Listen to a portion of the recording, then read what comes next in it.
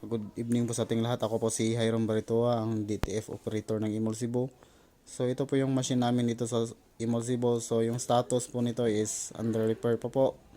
Since dumating na ngayon yung pisa po. Pero wait lang po ako kay Kuya Bern sa pag-assist po. Ito po ang aking print head. Kuya.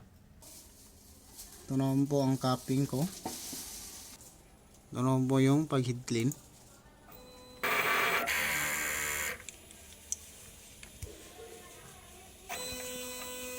So, after mag-head clean, punasan po natin yung wiper. Next naman is nozzle check print. So, yan po yung results ng nozzle check ko. Ang ink level naman po ay tama lang. Ang waste tank naman po ay walang laman since hindi pa na nag-run yung machine. Ito naman po ang aking AVR. Working naman po siya. Ito ang aming ground wire.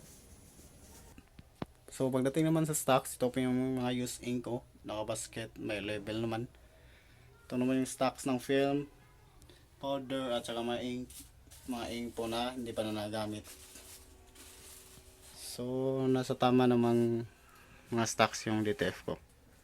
So, ito naman yung daily checklist ko. So, araw-araw ko pa siyang mini-maintenance habang hindi pa na ginagamit po para hindi po makaklag yung head. Ito namang workload ko ay wala pa ng laman since hindi pa nagra-run yung machine. So, ganun din sa ink na nagamit ko, hindi pa nababawasan. So, yan lang po. Salamat.